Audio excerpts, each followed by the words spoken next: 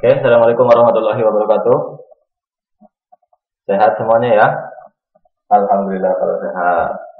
Nah, sekarang kita akan belajar tentang bab yang sangat menarik ini.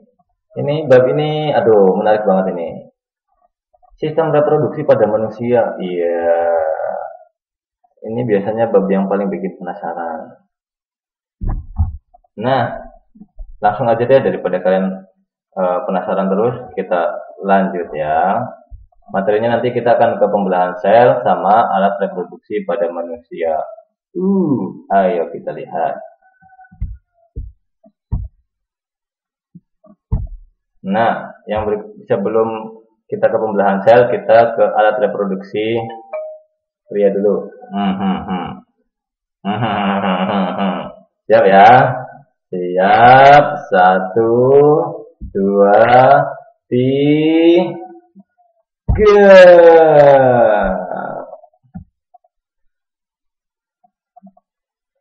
Udah, ketawanya udah.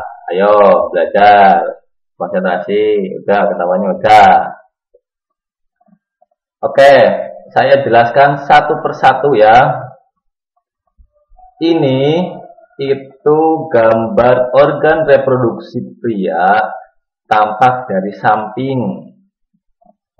Kalau yang ini alat reproduksi pria tampak dari depan. Iya. Yang berikutnya langsung saja ke nama organ yang pertama. Nama organ yang pertama itu adalah penis. Mana itu penis? Ini. Ya. Bagian luar organ reproduksi laki-laki yang berfungsi sebagai saluran kencing dan saluran sperma. Jadi nanti kalian pipisnya lewat sini, sperma juga kalau kalian mimpi basah nanti lewatnya sini. Oke, ya. Yang perempuan, ayo perhatikan. Yang berikutnya ada skrotum. Skrotum ini bagian seperti kantung yang di dalamnya terdapat testis. Berfungsi menjaga suhu testis agar sesuai untuk produksi sperma. Mana itu skrotum? Ini itu skrotum ya. Nah, skrotum ini bisa melar, bisa mengkerat. Kenapa bisa melar, bisa mengkerat? Untuk menyesuaikan suhu testis, menjaga suhu testis sehingga suhunya selalu tetap. Ketika dinginnya mengkerat, ketika panas dia melar. Nah, itu fungsinya. Ya, ya enggak, yang laki-laki bener kan? Ya, bagus. Yang berikutnya ada testis. Bagian yang bentuknya bulat telur. Yang laki-laki paham banget ini mesti. Yang tersimpan di dalam skrotum. Berfungsi untuk memproduksi sperma dan hormon testosteron. Ya, ini namanya testis. Sperma itu dihasilkannya di sini, ya. Dan penghasil hormon testosteron, yaitu hormon yang salah satu fungsinya untuk perubahan fisik pada saat kalian pubertas. Yang tiba-tiba yang tadinya suaranya kecil jadi gede. Yang di bawah hidungnya mulus jadi kumisan, yang di bawah dakunya tadinya lurus ada belenduknya, itu dakun dan sebagainya. Nah, itu hormon yang berpengaruh. Ya, lanjut ya, lanjut. Udah, ketawanya udah. Konsentrasi, iya, masih panjang ceritanya ya. Ya, yang berikutnya ada epididymis. Saluran yang keluar dari testis yang berbentuk seperti tanda koma dengan ukuran 4 cm. Berfungsi sebagai tempat penyimpanan sperma sementara. Ya. Dan sebagai tempat pematangan sperma. Mana itu? Ini nih, di atas nih. Nah, nih. Ya, ini kan bulatan nih. Nah, di atasnya kayak ada topi tuh. Nah, itu namanya epididymis. Oke. Yang berikutnya ada vas deferens, saluran panjang yang mengarah ke atas dan merupakan lanjutan dari epididymis, berfungsi menghubungkan epididymis dan uretra. Saluran panjang, mana salurannya? Ini kan epididymis nih ke sini, terus ada saluran panjang banget. Ke sini. Nah, ke sini keluar. Mimpi basah lah kalian ya. Ya, salah satu ciri primer kalian sudah masuk masa pubertas itu adalah yang laki-laki adalah mimpi basah ya, bukan pas pagi-pagi mau berangkat sekolah atau kalau dulu ya berangkat sekolah tapi nggak bangun-bangun disiram sama ibu bapaknya, ya itu juga mimpi basah banget, basah kuyup gitu ya. Ya, yang berikutnya ada uretra. Saluran yang terdapat di dalam penis merupakan akhir dari saluran reproduksi, berfungsi sebagai saluran keluarnya sperma dan urin. Nah, ini dari sini ke sini itu namanya uretra. Kalian pipisnya dari sini, kalau mimpi basah, spermanya keluarnya juga dari sini. Oke, yang berikutnya ada kelenjar vesicula seminalis. Bagian yang berbentuk kantung kecil berukuran kurang lebih 5 cm terletak di belakang kantung kemih, berfungsi menghasilkan zat-zat yang diperlukan untuk perkembangan sperma. Ini vesicula seminalis. Ini yang namanya kantung kemih nih. Kalau kalian ininya belum penuh, belum kepengen pipis. Tapi kalau ininya udah penuh, kepengen jadinya pengen pipis. Ini di sini air pipis itu ditampung di sini sebelum dikeluarin, ya. Yang berikutnya ada kelenjar prostat. Bagian yang berbentuk seperti kue donat yang terletak di bawah kantung kemih, berfungsi menghasilkan cairan bersifat asam. Mana kelenjar prostat? Ini kelenjar prostat di bawah kantung kemih. Yang berikutnya ada kelenjar Cooper. Bagian yang berbentuk seperti kacang terletak di bawah kelenjar prostat, berfungsi menghasilkan lendir dan cairan bersifat basah. Mana? Ini. Kelenjar Cooper atau yang disebut namanya kelenjar bulbourethralis ya. Bulbourethralis. Namanya susah ya. Oke, itu kelenjar reproduksi pada laki-laki. Sekarang alat reproduksi pada wanita. Ayo, yang siap ya. Ya. Yang berikutnya ini kelenjar reproduksi pada wanita. Ini tampak samping, ini tampak depan. Kita lagi bahas mana sih? Ini di dalam ya, sampai ke sini. Ya, di dalam sampai ke sini. Ini berarti letaknya di dalam ya, tapi kita lihatnya dari bagian depan. Yang A ada ovarium. Struktur berbentuk seperti telur, berjumlah 2 buah. Ini ya, 1, 2. Terletak di samping kanan dan kiri rahim. Ini rahim. Dan berfungsi menghasilkan sel telur atau ovum. Jadi sel telur itu dihasilkannya di sini. Oke. Yang berikutnya ada saluran telur atau tuba fallopi atau oviduk. Nah, panjangnya sekitar 10 cm. Ini ya, dari sini menuju ke sini. Ini juga ya. Nanti kalau sel sperma dan sel ovum itu ketemuannya di sini, ya, ketemuannya di sini, di oviduk atau tuba fallopi. Jadi bukan di sini ketemuannya di sini, ya, di sepanjang saluran ini.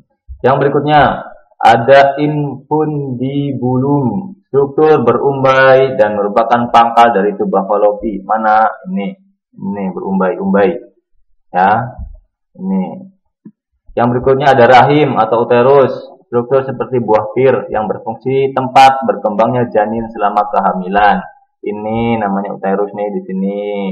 Dulu kalian itu di sini selama 9 bulan. Ya. 9 bulan. Iya. Ibu mengandung. Gimana? Suara saya merdu enggak? Enggak ya. Yang berikutnya ada endometrium. Endometrium itu lapisan yang membatasi rongga rahim dan meluruh saat menstruasi. Di mana letaknya endometrium? Endometrium itu di sini, di pinggir-pinggir sini nih. Aduh, malah jadi asik-asik, malah ke atas lagi. Iya, di sini ya. Nanti makin tebel saatnya kalian yang perempuan menstruasi, maka bagian yang tebel itu akan meluruh ikut keluar. Akhirnya bersih lagi, kayak gitu. Yang berikutnya ada vagina. Vagina itu saluran yang menghubungkan lingkungan luar dengan rahim. Saluran mengalirnya darah menstruasi dan saluran keluarnya bayi. Jadi dari sini sampai ke sini ya. Ya. Di sini ada 3 fungsinya ya, menghubungkan luar dengan rahim, jalannya darah menstruasi ya ke sini, terus jalannya dedek bayi ya ke sini. Ya, dulu kita semua keluar lewat sini ya. Yang berikutnya serviks. Nah, serviks itu ini nih yang menyempit. Nah, ini namanya serviks.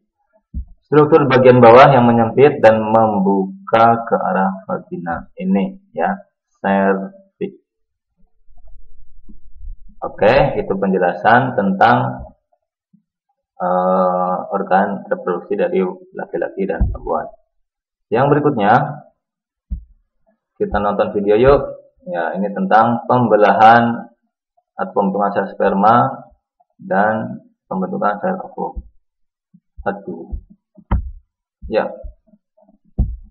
Reproduksi sel gamet pada animalia kita bagi menjadi 2, yaitu spermatogenesis dan oogenesis. Spermatogenesis adalah proses pembentukan sel sperma. Ini terjadi pada sel spermatogonia yang terdapat di dalam testis. Perhatikan skema berikut ini. Proses spermatogenesis diawali oleh sel spermatogonia yang mengalami pertumbuhan membentuk spermatosit primer. Spermatosit primer kemudian mengalami meiosis pertama, membentuk spermatosit sekunder yang jumlah kromosomnya sudah haploid. Setelah itu, spermatosit sekunder akan membelah meiosis kedua, membentuk spermatid, yang nanti akan berkembang menjadi spermatozoa ketika dia sudah mengalami maturasi atau pendewasaan. Jadi dari satu sel spermatogonia, nanti pembelahan meiosis 2 kali, hasilnya adalah 4 sel spermatozoa fungsional. Tahap berikutnya adalah proses oogenesis. Perhatikan skema berikut. Oogenesis adalah proses pembentukan sel telur yang terjadi pada ovarium. Di dalam ovarium terdapat sel induk ovum yang disebut dengan oogonia yang mengalami pembelahan meiosis membentuk oosit primer. Selanjutnya oosit primer mengalami meiosis membentuk oosit sekunder dan meiosis kedua membentuk ootid. Sayangnya, pada pembelahan meiosis ini tidak sama dengan pembelahan spermatogenesis. Pada oogenesis ini, oosit yang membelah itu pembagian sitoplasmanya tidak sama. Jadi, terdapat satu sel ovum dan 3 badan kutub atau polosit yang nanti mengalami reduksi atau degenerasi disebabkan karena sitoplasma yang dibaginya lebih sedikit daripada yang diterima oleh ootit. Satu ootit ini akan tumbuh menjadi ovum fungsional.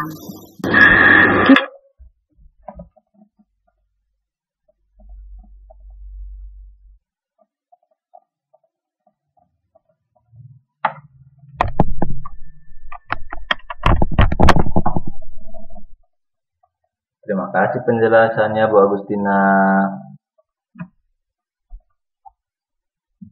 Dari SMA Negeri 18 Surabaya. Iya, kalian ternyata dibilangin sama guru SMA ya. Oke, itu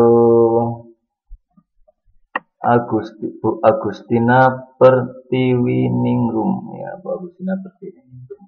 Oke, itu saja yang bisa saya sampaikan.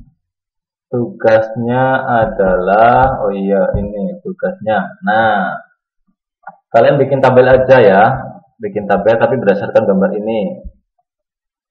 A, ini namanya apa, fungsinya apa. B, mana B? B ini namanya apa, fungsinya apa. Begitu seterusnya sampai habis ya. Begitu pula dengan yang reproduksi wanita. Nanti kalian bikin 2 tabel ya. Oke. Silakan dikerjakan. Terus begitu saja yang bisa saya sampaikan. Ini bukan pelajaran yang jorok ya. Ini bukan pelajaran yang jorok. Jadi ya begitulah biologi, jadi harus belajar ya. Jadi kalian sekarang lebih tahu. Nah,